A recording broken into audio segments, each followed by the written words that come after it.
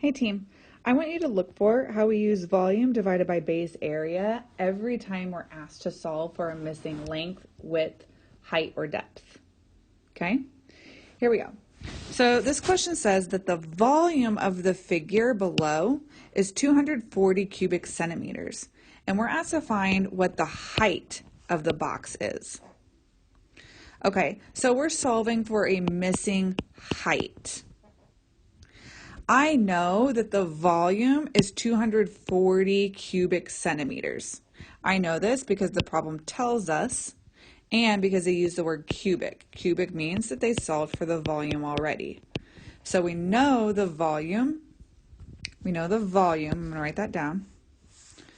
Volume equals 240 cubic centimeters. Now, anytime I have to solve for a missing length, width, or height / depth, we're going to use that inverse formula of volume divided by base area. I already know that the volume of the figure is 240 cubic centimeters. We now need to divide that by the base area to find our height. I know base area is 2 dimensions already multiplied together. Well, we only know 2 dimensions. We know the width is 4 and the length is 12. If I multiply these 2 dimensions together, I can get a base area.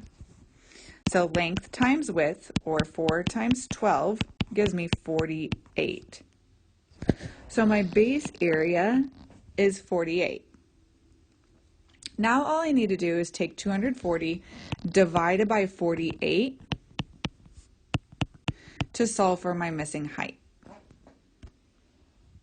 All right, 48 will not divide into 2. It also won't divide into 24. But 48 will divide into 245 times evenly. We have no remainder, so our missing height is 5. 240 divided by 48 is 5. So our height of this figure is 5 centimeters. This problem says Eric is pouring water into this fish tank. If he pours 486 cubic inches of water, what is the depth of the water in the tank? All right. I know he pours in 486 cubic inches. Cubic tells me that 486 is our volume. I also know that when we pour water into a tank, it automatically takes the length and the width of the tank. But just because we pour water in the tank doesn't mean that we're filling it all the way to the top to 15 inches. We might only fill it part of the way. So the question is asking what's the depth of the water. Depth means height, so what we're solving for is the height of the water in the tank. When we solve for a missing height or length or width, we use that inverse formula, volume divided by base area. So I'm going to plug in my numbers. I know my volume was 486. We're going to divide that by the base area. Base area is going to be my length times my width, because those are the 2 dimensions we have. My width is 9, my length is 18. When I multiply those 2 dimensions together, we get 162. Now all I need to do is take 486, divide by 162, and we will have our height, or our depth. 162 will not go into 4 or 48, but it does go into 486 evenly 3 times without a remainder. So our missing height is 3. So we're going to put a depth in here, or answer in. The depth of the water in the tank was 3 inches. This means we only filled it up to about 3 inches in the tank. Here it says Tyrese is pouring cake batter into a rectangular pan. The length of the pan is 8 inches. The width of the pan is 9 inches, and the depth of the pan is 4 inches. If the volume of the batter is 144 cubic inches, what is the height of the cake batter inside the pan? This question is asking me to solve for the height of the batter inside the pan, not the height of the pan. Just because I pour something into a pan does not mean it's going to fill it all the way up to the top. So we're going to solve for the height of the batter. All right, so I first need to find the dimensions of my batter that I do know. I know when I pour something into the pan, it does take the length of the pan and the width of the pan. So the length of my batter is 8 inches and the width is 9 inches. I also know it told me that the volume of the cake batter is 144 cubic inches. I'm going to use this information to help myself solve for the missing height. We know when we want to solve for a missing dimension, we use volume divided by base area. All I need to do is plug in my numbers. My volume was 144. My base area I can get by multiplying my length and width. 8 times 9 is 72. If I take 144 divided by 72, I'll find that my answer is 2. So the height of the batter inside the pan is 2 inches. Again, we had to use the volume divided by base area formula because we were solving, the question was asking for what the height was, not the volume. Here, we're going to practice solving for composite volume. Remember, composite volume means we have an irregular prism that we can split into 2 regular prisms. And what we do is we find the volume of both of them separately, then add them together. So let's see how we can do that in number 1. It says, what is the volume of the figure below? I cannot just do length times width times height because the height on this side is different than the height on this side. When we have an irregular prism like this, we have to split it up into 2 regular prisms. One way I could split this up is into a top prism and a bottom prism. So I need to find the volume of this prism and this prism separately and then add their volumes together. So here's how I'm going to do that. I'm going to start with my top prism. I'm going to find the length, width, and height of my top prism and find the volume. Here we go. I can see the length of my top prism is 2. I can see that the width of it is 4. And I can see the height of the top prism is 2. When I multiply these values together, 2 times 4 is 8. 8 times 2 is 16.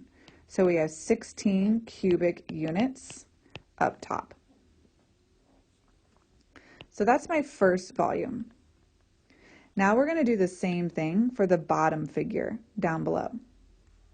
I need to find the length, width, and height of the bottom figure. I see my length is 4. My width is 4. And my height is 1. When I multiply 4 times 4, I get 16, and 16 times 1 is 16. So the volume of the bottom part of the figure is 16 cubic units. We're now going to add both volumes together to find a total volume. So we're going to take 16 from the top plus the volume of 16 from the bottom and add them together. we're going to get 32. So the total volume of our figure is 32 cubic units. Let's do the same thing on question 2. I see they already have this figure split up for us. We have a figure up top and a figure down below. I'm going to solve for their volumes separately and then add those two volumes together. Let's start. We're going to do the top one first. I'll code that in blue. So top box and then second box. Here we go. First, I need to find the length, width, and height. I can see the length is 6, my width is 2, and the height is 4. When I multiply these values together, 6 times 2 is 12, times 4 is 48. So the volume of the top figure is 48 cubic units. Now we need to do the bottom one. We need to find the length, width, and height. I see my length is 6, my width was 3, and our height was 4. When I multiply these together, 3 times 4 is 12, 6 times 12 gives me 72. Now all I need to do is to find the total volume by adding both these volumes, these separate volumes together. So we're going to add 48 plus 72 to find our total volume. We get 120 cubic units. Team, I want you to try these two on your own. I just showed you how to find the volume of two composite figures. You're going to find the volume of A and B separately, then add those volumes together to find a total volume. Try that with both of these on your own. This is our last question for this section. This question says, how many more cubic units are needed to fill the box? All right. So we're finding volume, but I know volume is the total number of cubic units in the box. This is just asking for how many more we're going to need. So if I want to know how many more are needed, the first thing I need to know is how many cubic units do I need in all? To find how many cubic units will fill this box, I would have to first find the volume. So I need to find the length, the width, and the height first. I can see my length is 1, 2, 3, 4, 5, 6, 7, 8 units long. And then I can see my width is 1, 2, 3, 4, 5 units wide. Now we need to find the height. Well, I see in this back corner, they have 1, 2, 3, 4 cubic units stacked on that bottom layer. But if 4 cubic units are stacked on top of the bottom layer, that means there's one more underneath. So there's actually 5. So, oops, my height is also 5. When I solve this, I know 8 times 5 is 40, and 40 times 5 is 200. This is how many cubic units are needed to fill the entire box. But that's not what the question is asking. It didn't ask for the volume of this figure. It's just asking how many more cubic units are needed.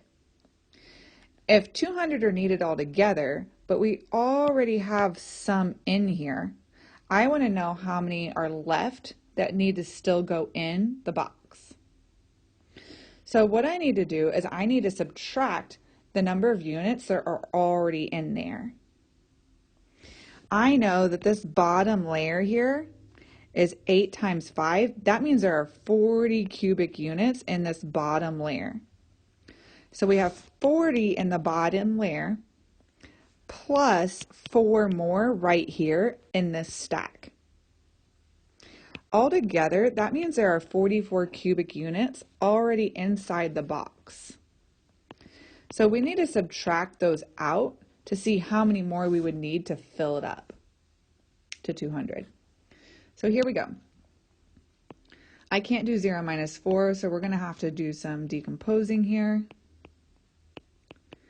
10 minus 4 is 6, 9 minus 4 is 5. We would need 156 more cubic units.